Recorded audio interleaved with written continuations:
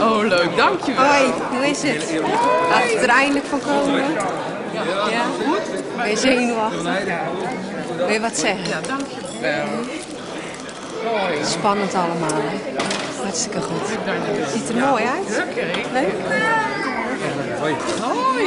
Hoi. Dat is toch een hele dag zo. Fijne dag voor je. Leuk dat we niet genodigd waren. Ja, erg leuk. Ja, leuk dat we niet genodigd waren. Leuk hoor. Kijk eens, een bloemetje. Alsjeblieft. Dank je. Oh, dankjewel. Hier is de... Gefeliciteerd. Dat is Karin en Marion. Weet je wel?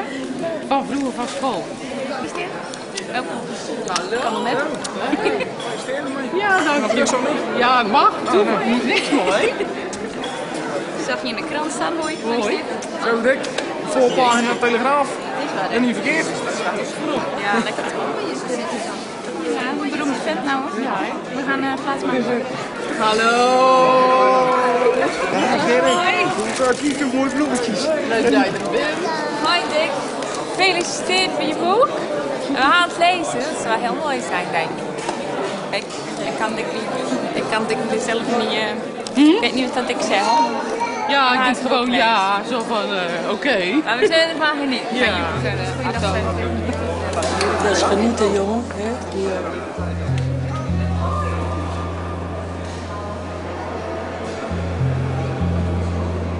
Een jaar geleden kreeg ik een manuscript in handen. De schrijver was Dick van der Heijden. 10 jaar geleden, Dick was toen 28 jaar oud, werd hij getroffen door een herseninfarct. Het enige waar hij sindsdien nog controle over heeft, zijn zijn oogleden. Hij kan zien, hij kan horen, hij denkt en voelt zoals jij en ik, maar ondanks dat zit Dick opgesloten in zichzelf. Een zeldzaam verschijnsel dat het locked-in-syndroom wordt genoemd. Om te ontsnappen, om te vertellen wat hij ziet, hoort en voelt, schreef hij zijn boek Mijn ogen zeggen alles.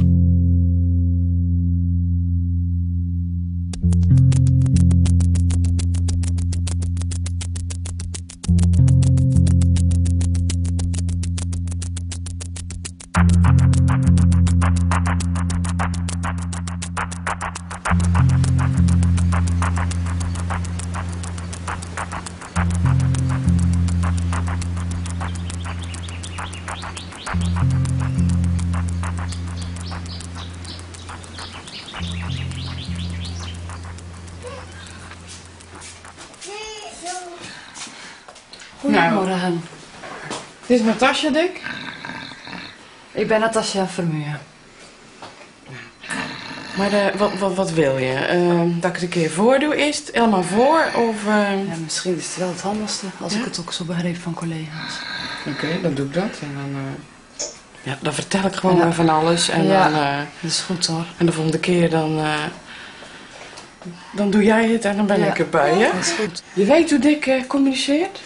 Ja, met dat die speciale systeempje. Met In ieder geval is het wel makkelijk dat je weet wat ja en nee is. Doe eens ja en doe eens nee. Ja. Nee, dat in ieder geval weten is Dat is wel belangrijk. omhoog, ja. Ik kijk naar Diana, schrijft Dick. Ze werkt weer een nieuwe thuishulp in. Een van de velen die bij ons over de vloer komen. Diana was 18 toen we elkaar leerden kennen. We woonden net een paar jaar samen in het Zeeuwse dorp Capelle toen ik het herseninfarct kreeg. Nu zijn we getrouwd en hebben een zoon van 3, Owen. Maar het is dus de bedoeling dat je nu ook hier regelmatig gaat komen. Ja. Ja. Goed zo hoor. Oh, daar komt papa al. Kroelen, ja. Ik kan je kroelen. Oh. Papa, Papa kroelen. kusje. Ligt hij een kusje? Ja. Het kan best, hè? Even deze 2 kussens weghalen, dan kan je wat beter... ja, het is makkelijker in.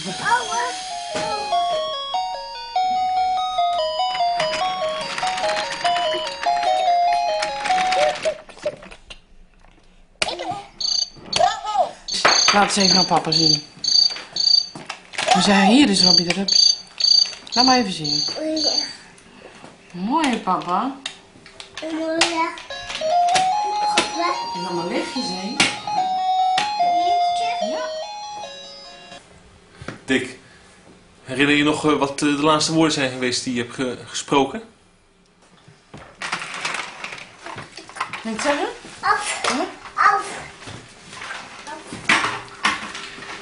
Eerste rij. A, B, C, D, E, F, G, H. Het. Eerste rij. A, B, C, D, E, F, G, G. Het gaat. Eerste rij. Tweede. J, K, L, M, N. Eerste rij. A, E, I. Eerste rij. A, E. Niet. Eerste rij. A, B, C, D, E, F, G. Eerste rij. Tweede. O. Eerste rij. A, B, C, D, E, F. Goed. Eerste rij. A, B, eerste rij. A, B, C, D, E, F. Eerste rij. Tweede. J, K, L. Eerste rij. A, B, C, D. De. Eerste rij. A, B, C, D. Eerste rij. Tweede. J, K, L, M, N, O. Eerste rij. Tweede rij. J, K, L. Bel de dokter. Het gaat niet goed. Bel de dokter. Dat waren zijn laatste woorden. En dat is nu 10 jaar terug. Ongeveer, ja. Ja.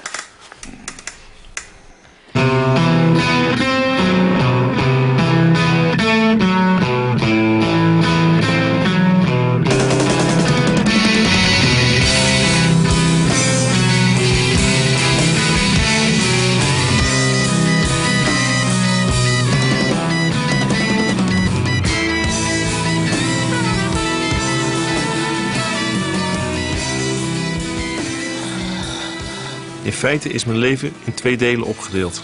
Het leven voor en na het herseninfarct. Het eerste deel zou je kunnen omschrijven als de periode waarin ik altijd mijn eigen gang ging. In het leven erna ben ik altijd afhankelijk van andere mensen.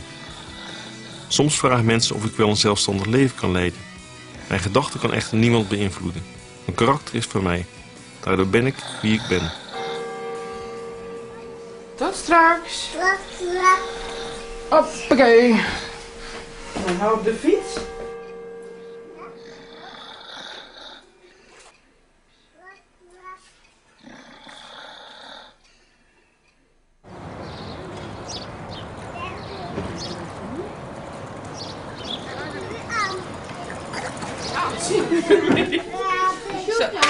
Hier, in bijten.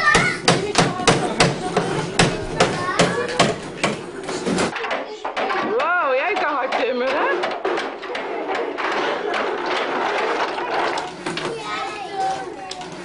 Ik ga oude filmen, dan kan ik het goed zien.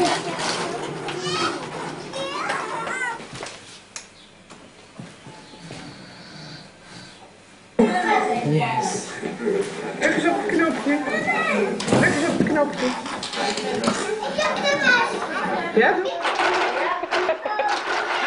Dat is wel leuk. Dan is hij aan het rijden en die wordt tegelijk afgepakt. Maar ik vind het helemaal niet erg. Zie je zijn mond open, een snot erbij.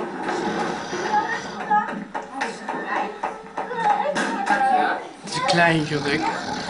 Het is de kleinste wel.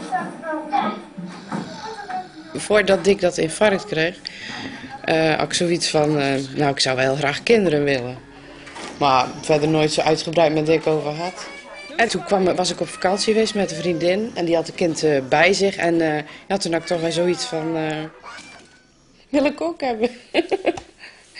En ja, toen kwam ik terug van vakantie en toen hebben Dick en ik een heel lang gesprek daarover gehad. Of eigenlijk helemaal niet lang. Een gesprek over gehad. En toen waren we er toch wel vrij snel uit dat, ja.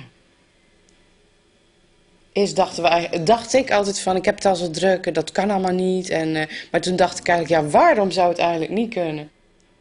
Maar toen zijn we op een heel andere, of tenminste ik vooral, op heel anders gaan benaderen. Zo van, ja, maar wat zijn dan de belemmeringen? Niet van, nee, het kan niet, maar waarom zou het eigenlijk niet kunnen? Hey?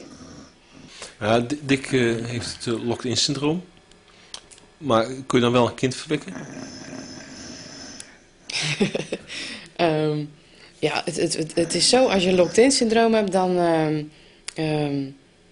Dick voelt alles nog, alleen de besturing werkt niet meer, zeg maar.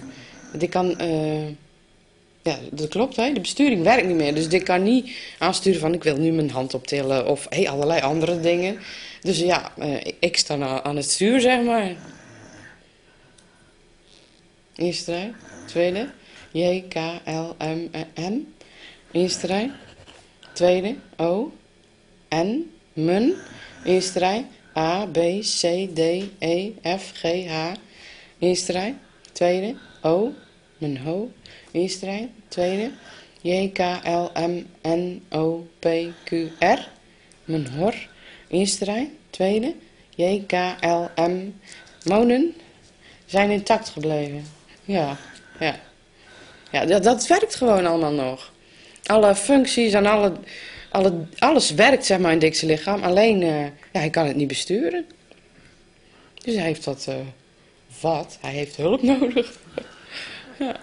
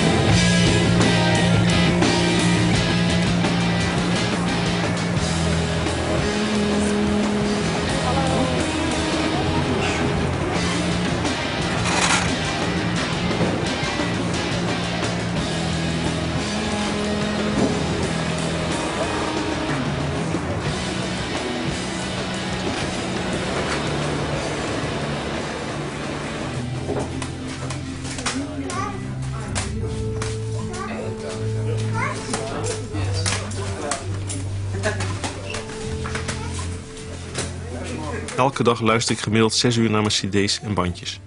Ik kan er geen genoeg van krijgen. Ik verveel me nooit. Sterker nog, ik kom tijd tekort. Ik hou van rock. Symfonische rock met veel toetsen, lange nummers en ingewikkelde ritmes. Ik kan er heerlijk bij wegdromen. De tijd staat dan voor me stil.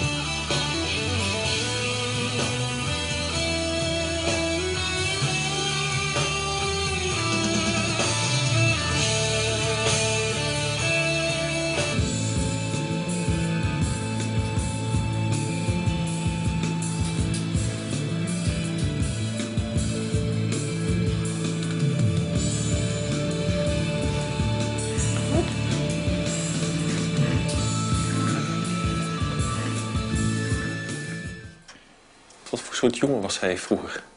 Heel levenslustig. Altijd in actie. Altijd bezig. Van 's morgens tot 's avonds laat. Als hij thuis kwam ook. Altijd muziek draaien. Dat was geen houden dan. Dat ging gewoon door. Van kind, van baby. Huiler. Beetje huilbaby. Nou, kleuter. Leuk. Gezellig. En vanaf heel jong was hij met muziek bezig?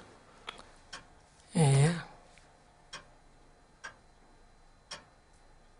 Toen dat hij naar de HAVO ging in deze soort muziek, wat hij dus nu doet. Maar die was al de poppies van die tijd. Dat was zijn eerste plaatje, dacht ik. Ja. Ja, dat was ook altijd op zijn kamer. Al die LP's, maar die wist ze feilloos te vinden. Daar mocht je niet aankomen. Hij wist precies hoe of wat. Altijd. En bezig. Tekenen met lettertjes. Schrijven. Boek willen schrijven. Kinderboek willen schrijven. Tussen de schuren spelen. Emmers, tijlen, drumstel maken. Altijd vriendjes. Ja, dat was één en al energie. Ja.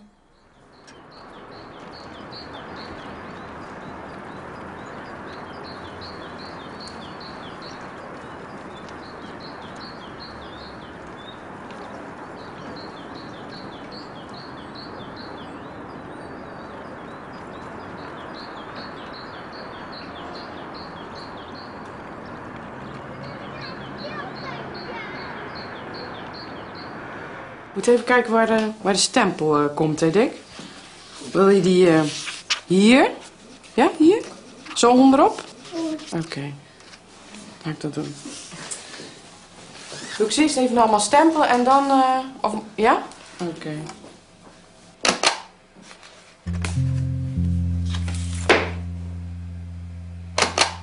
Zie je? Zo is het dan geworden. Even zien. Een jaar lang hebben mijn moeder en Diana iedere ochtend, 5 dagen in de week, mijn gedachten op papier gezet. Door middel van mijn boek wilde ik andere mensen laten weten wat mij was overkomen. Maar ook dat, hoe moeilijk mijn situatie ook lijkt, het voor mij allemaal de moeite waard is. Eerste rij. A, B, C, D, E, F, G, H. Chris, die foto's erin doen. Maar dan moet ik die zo even pakken. Gewoon ook erin leggen. Oh, prima. Oké. Dat is mooi. Dan wordt aan Marijke, Priscilla en Ma eerst naar voren laten komen, dan iets zeggen, dan een boek geven met een stempel. En tot slot ze een bos bloemen geven. Diana koopt bloemen. Dankjewel. Is dat Diana? Dat is het ook. Oh, dat is het ook. En dan komen wij samen op, Dirk. Ik voor jou, wie hier komt. Dat moet je wel, weet ik. Ja. Dus het begint wel om 3 uur dus, hè? Ja. Maar ze willen ook bijvoorbeeld nog even weten hoe lang je over zandtimmerhanden doet, zeg maar. 2,5 minuut. Moeten we even opnemen, Dirk, voor de tijd. Beetje bij beetje werd mij de inhoud van dat begrip lock-in syndroom duidelijk. Mijn eerste gedachten waren die van enorme kwaadheid. Waarom had zo'n grote aandoening zo'n lullig naampje? Locked-in syndroom. Ik probeerde me voor te stellen hoe anderen zich het locked-in syndroom zouden voorstellen. Wie heeft zich als kind spelend op het strand niet laten ingraven onder een grote berg zand? Net als Monique van der Ven in de film Turks Fruit. Krijsen dat ze deed om eruit te komen? Dat is voor mij de ultieme vergelijking met het lock-in syndroom. Alleen moet je dan het krijsen vervangen door het knipperen met je ogen. Tot hier. En het is aan jullie om het boek te kopen om dan weer te kijken van hoe dat verder gaat. Dit waren 2 mooie stukken uit Dirk's boek. En tot zover.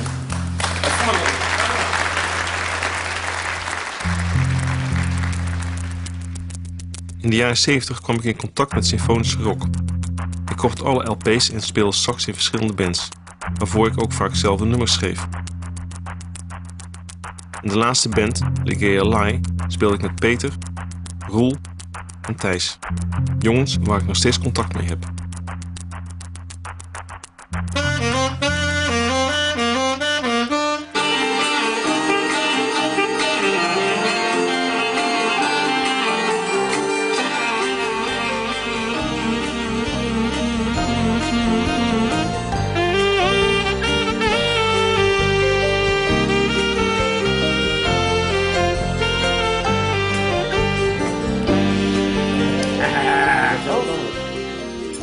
Dick's band was net uit elkaar, mijn band was net uit elkaar en zo van, vind jij Marillion te gek? Ja, ik vind Marillion te gek.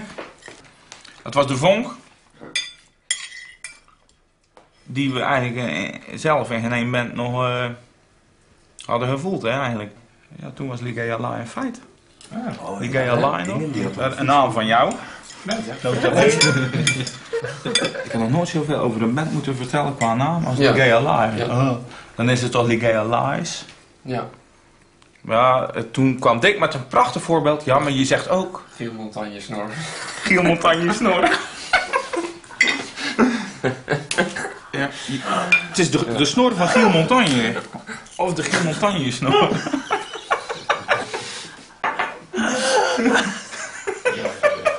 Dat weet iedereen.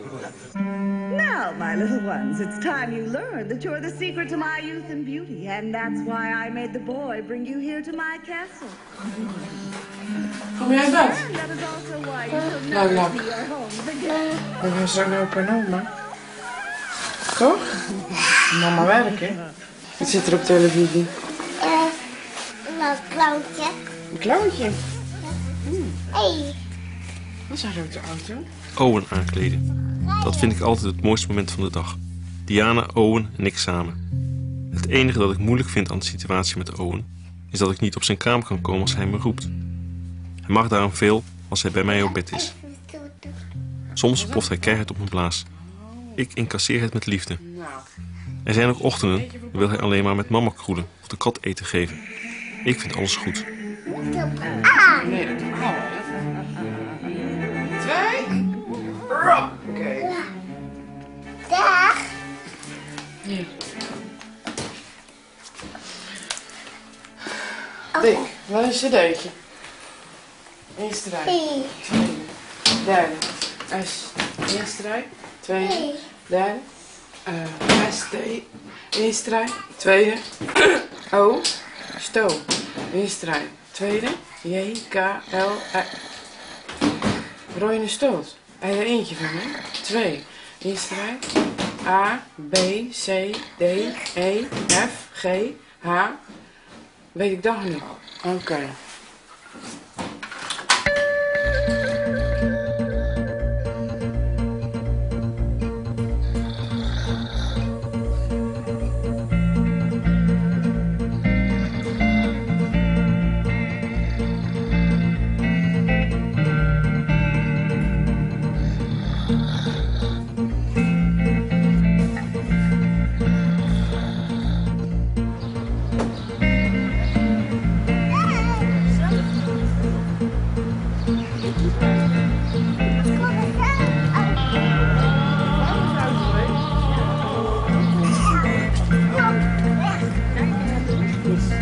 Heb jij nog geen boterham op?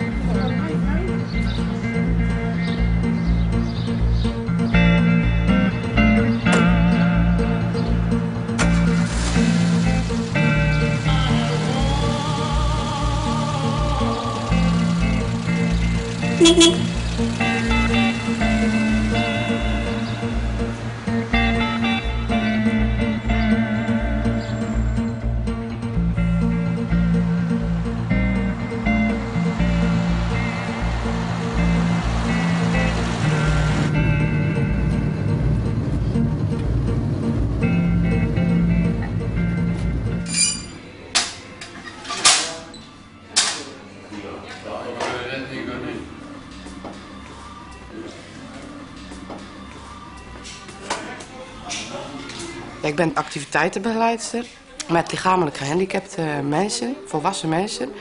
En ja, doe allerlei activiteiten en dat kan heel erg verschillen van catering. Dan doe je wat koffie en thee klaarmaken, maar het kan ook tekenen of schilderen zijn of kaarsen maken, dat soort dingen.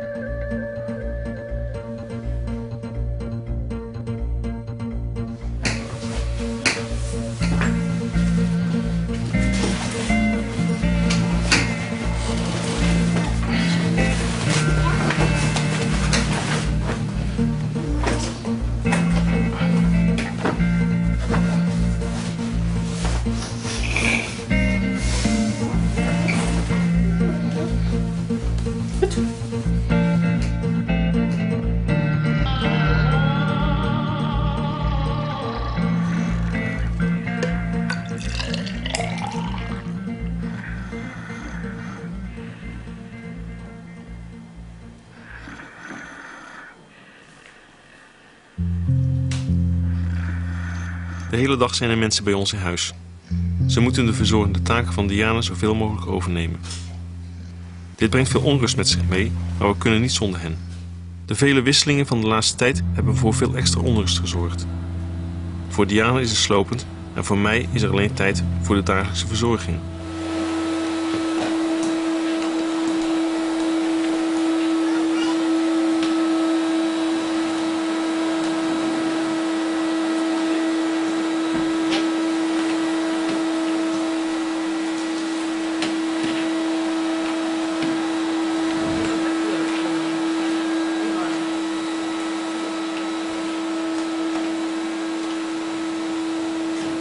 Dan mag er toch weer eens een stukje rust komen hier, hè? Vanaf de zomer is dat druk. Hé, Erika weg. Eerste vakantieperiode, weinig hulp. Erika weg. Nieuwe hulp. Nou, iedereen moest wennen, maar...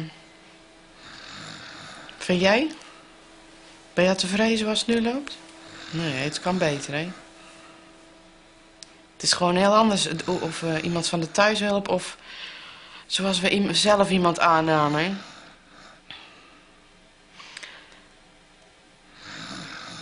Wil je er wat over zeggen? Eerste rij. A, B, C, D, E, F, G, H, I. Ik. Eerste rij.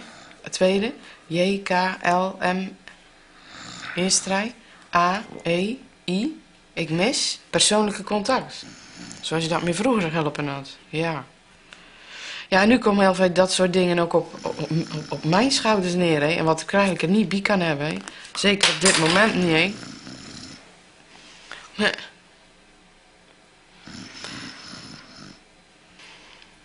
Persoonlijke contact is leuk. En zeker voor jou. Ik ben er toch meer nog... ik hou toch meer nog dingetjes voor mezelf. Hè? En ik kan dat toch niet zo makkelijk loslaten. Hoor. En je muziek ook, hè, waar je in kan. En dan ben je ook helemaal van de wereld, hè. Ja. Jawel, maar ik bedoel, het is niet alleen die hulp. Er is altijd wel wat te doen, hè. En het is de bedoeling dat de hulp ook wat taken van mij overneemt. Maar op het ogenblik voel ik dat niet zo.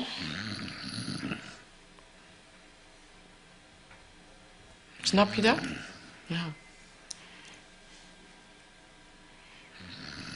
Ik bedoel, je wilt toch ook van alles vertellen, omdat je dat overdag niet kan. En er loopt nog zo'n klein mannetje die ook van allerlei aandacht wil. Ja, en hou een keer op, hè? Ja. Ja, als hier straks het allemaal weer een beetje op een rijtje is en alles weer loopt, dan gewoon eens lekker een lang weekendje met oude weg of zo, hè. Maar ja, dat kan nu ook niet, hè. Want het is ook niet fijn voor jou. Ik bedoel, ik ga je niet aan je lot overlaten, want dat... Ja, dan heb ik ook geen rust. Maar ja, dat is zo. Heel mijn lijf doet zeer. Ja, dat is heel vervelend.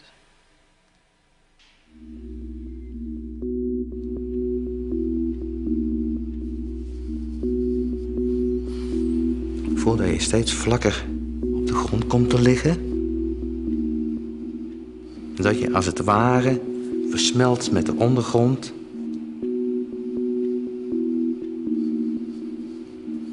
Voor je ademhaling in je lichaam plaatsvinden.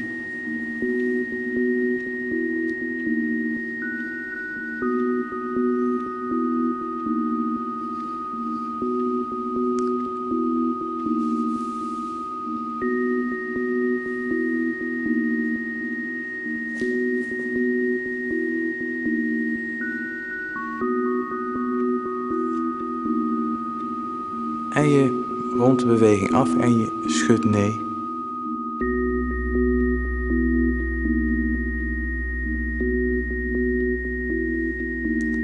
En dan rond je die beweging weer af en laat je hand los.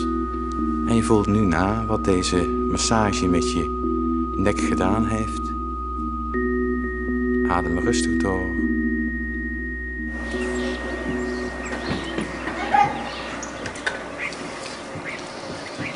Kom je er even uit?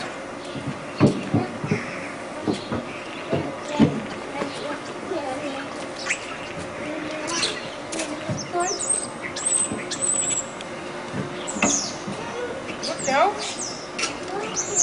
Kom. Roger, ja.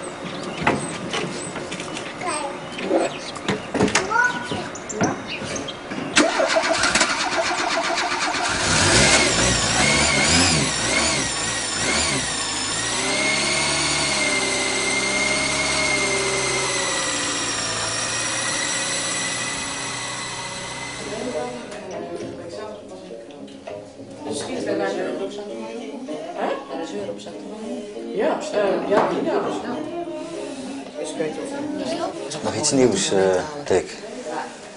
Moet ik iets nieuws laten horen? Mag ik even zien, hoor. Een paar dingen.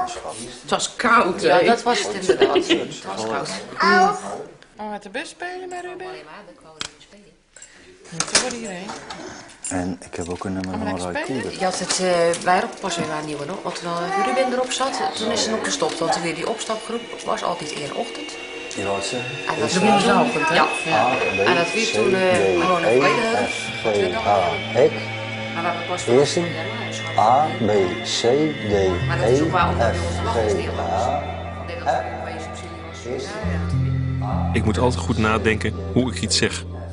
De hele dag door ben ik daarmee bezig. Hoe kan ik zo snel en goed mogelijk iets duidelijk maken? Een ander probleem, en iets van een veel grotere orde, is om te bepalen wat ik ga zeggen. Ik moet altijd keuzes maken. Wat heeft de prioriteit en wat laat ik maar gaan? Ik heb vaak een paar kilo aan gedachten en dan komt er maar een milligram uit. Vooral als er meerdere mensen zijn. Dan wil ik reageren op dingen die gezegd worden. Het is niet zo dat ik mijn zegje niet kan doen, maar ik kan maar heel beperkt op iets ingaan.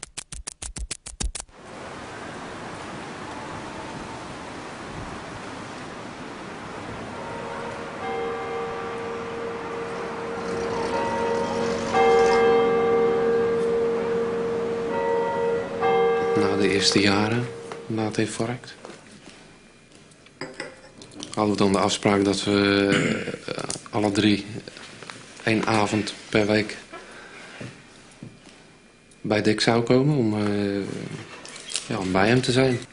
En om Diana te ontlasten. En ja, op een gegeven moment ga je dat toch een beetje als een verplichting voelen. Als oppassen. En ja, dat is een tijd geweest. Wanneer ik liever niet kwam dan wel.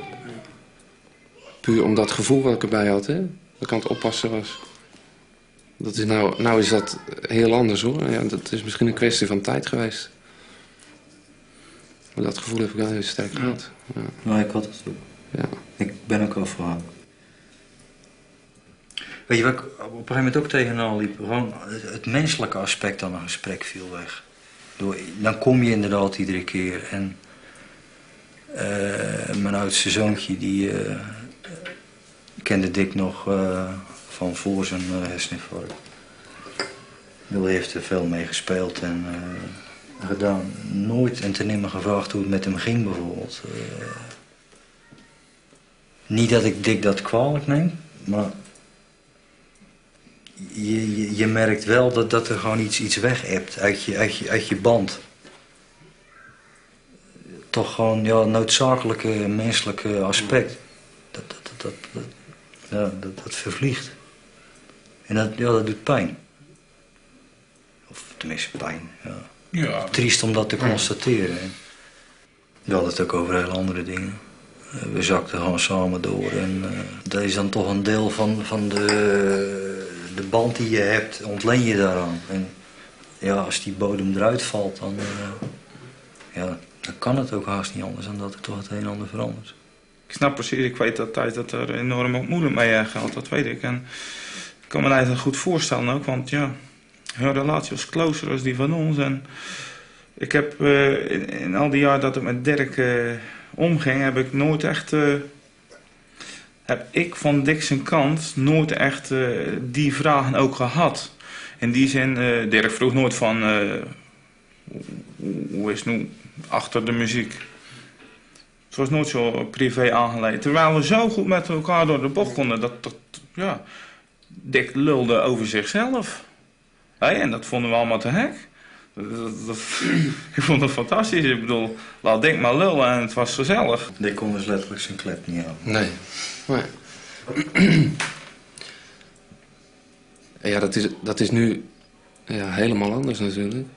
Bewegingloos, bijna.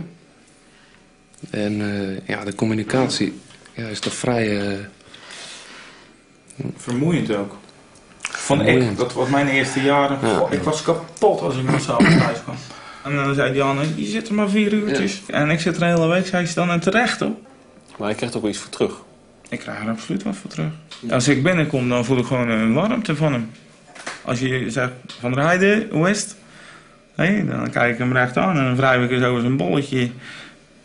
Dan hoef je helemaal niet veel te praten. Dat is een fantastisch gevoel en dat is denk ik wat vriendschap bent, zonder woorden.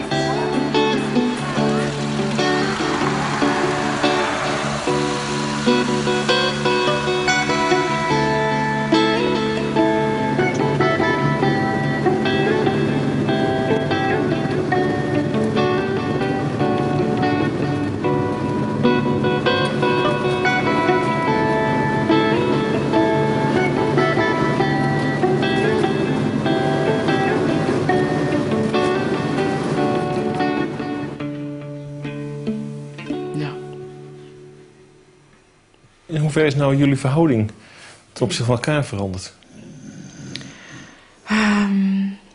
Ja, heel veel, denk ik. We hebben elkaar, tenminste, ik heb Dick, en ik denk Dick mij ook wel, veel beter leren kennen. Hè? We zijn veel meer naar elkaar toegegroeid. En ja, ik moet natuurlijk nu meer initiatief nemen, zeg maar. Kijk, Dick die kan mij van alles zeggen en doen. Maar ja, ik heb toch het heft in handen natuurlijk.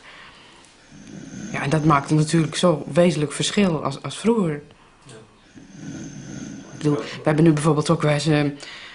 als je vroeger een woordenwisseling of een ruzietje had... dan kwam Dick ook wel eens naar mij toe van... kom op, of weet ik het wat. Maar nu, ik moet toch altijd weer naar Dick toe, zeg maar. Ja, en dat is natuurlijk in heel veel dingen zo. En jullie kunnen wel gewoon ruzie maken? Ja hoor, weet ik. Ja. Ja, ruzie. Hey. We hebben nooit lang ruzie. Meestal is het na een kwartier weer over, weet ik, of zo. Maar inderdaad, het kan best wel eens even spetteren, of zeg maar. Maar het is ook normaal, denk ik. En dat, denk ik, als zou ik het...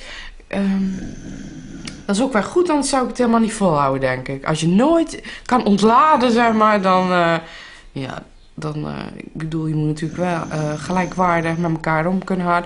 En ik vind Dick niet zielig, dus ik ontzie Dick ook de dingen niet, zeg maar. Als ik iets vind, dan zeg ik het ook. En andersom ook, weet ik.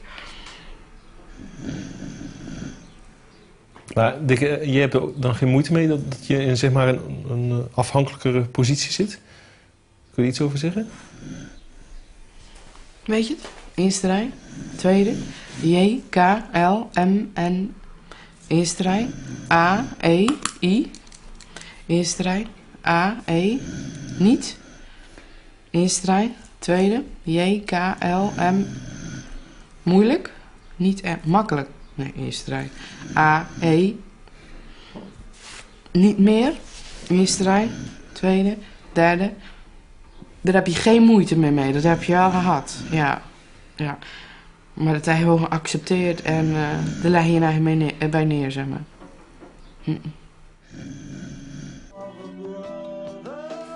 Goed, zo wend. Mag dat? Dat mag wel, hoor. Ja. En daar. Ja. Oh.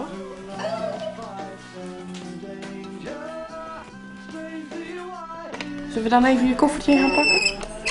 Voor op vakantie te gaan? Waar? Je sax. Wil je je saxofoon ook meenemen? Ja, ik wil dat. Niet vergeten. Niet vergeten. Niet vergeten. Nou, nee. Nee. Oké, hey, waar gaan wij houden? Ja. Ga je papa nog even een kusje geven? Maar jij tot volgende week. Wow. Wow. Pijn. Pijn nou eraf gevallen. Pijn. Papa gaat niet mee. Nee, papa gaat niet mee. Je blijft bij opa en oma en dan komen we volgende week weer terug. Doei. Kun je maar een dikke kus van je? Hey Dick, tot zaterdag. Hé? Hou je haaks. Ja, prettige vakantie. Ja, dat is papa blijft hier, hè?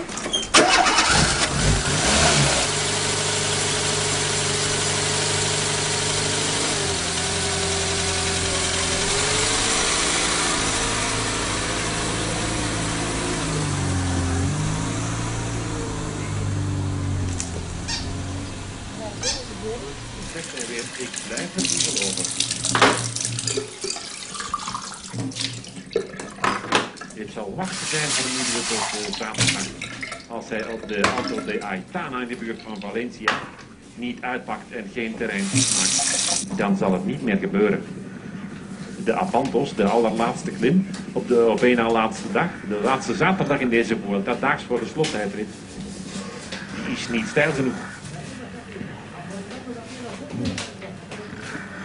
Het snot loopt hem uit de mond, uit de neus. Escartin. Top 10. Niet vandaag. Nu al 9e. We gaan met Leipheimer naar de 13e. Wat zeg je? Eerste A, E, I, B, C, D, E, F, G, A. Eerste rij. Tweede rij. O. Hoe. Eerste rij. Tweede rij. J, K, L. Eerste rij. A. Hoe laat? Eerste rij. A, E, I. Is. Het. Nu. U overal op 3. Herinnert zich het moment nog dat u het hoorde? Ja, dat is er nooit weggaan. Kan u iets meer over vertellen?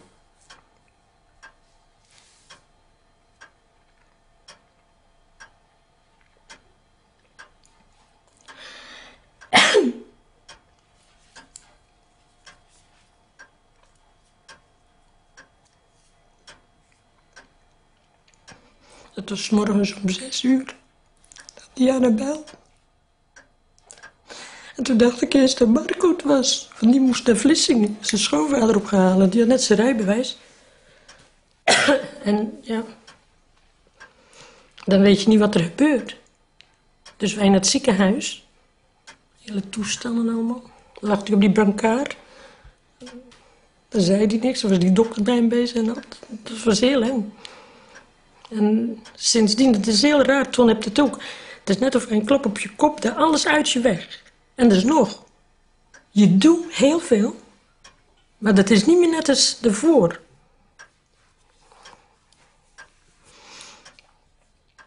Ja, dat is het grootste drama wat een ouder in zijn leven mee kan maken, zoiets. Vind ik. Terwijl we hele leuke dingen nog doen. Dat is Owen nu ook, dat vind ik heerlijk. En dat is heel ontspannen en heel lief. En daar geniet je heel erg van. En het gaat allemaal hartstikke goed. En Diana ook. Het is geweldig hoe ze het allemaal doet. Dat is gewoon zo. En daar moeten we heel dankbaar voor wezen. Dat ben ik ook. Maar daarom is het wel zwaar. En ik vind het wel het ergste. Als ik dik in zijn stoel zie zitten ook, dan zie ik hem. En dan vind ik dan is het helemaal gewoon het leven dat of je nu lijdt. Maar als die dan voor de televisie zit. En dat doe iedere keer dat ik die zie zitten.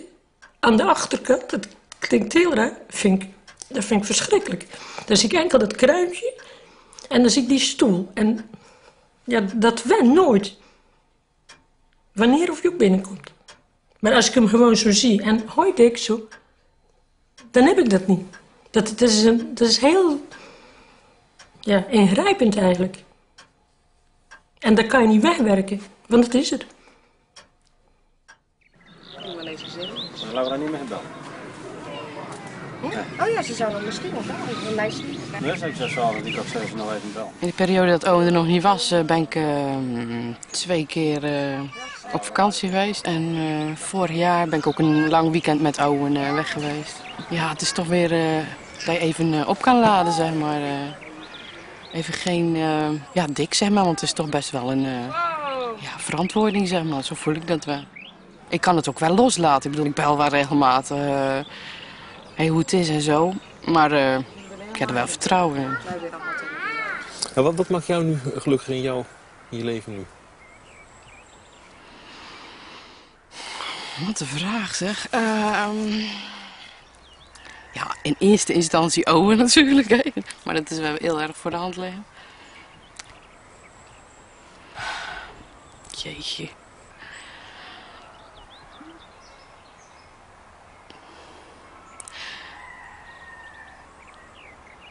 Hoe moet ik dat nou formuleren?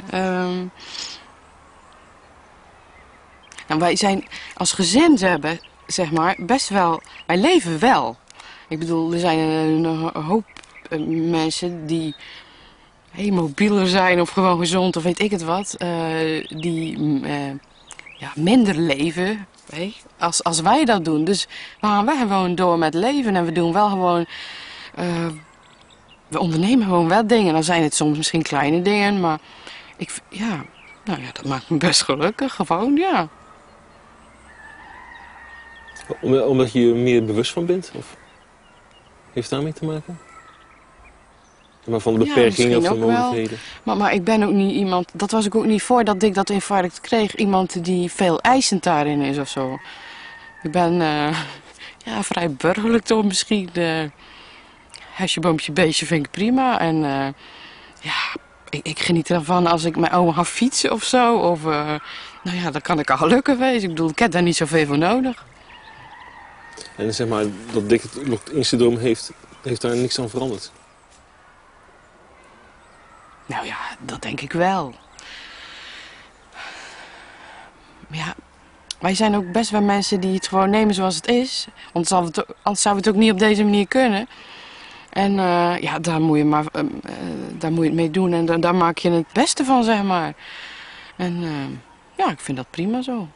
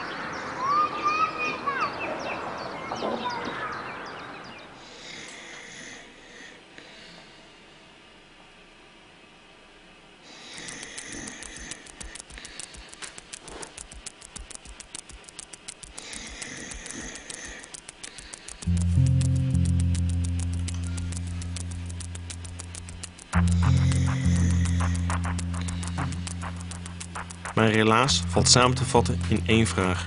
Hoe leefbaar zou mijn leven zijn als ik niet thuis zou wonen? Dat bepaalt gewoon alles.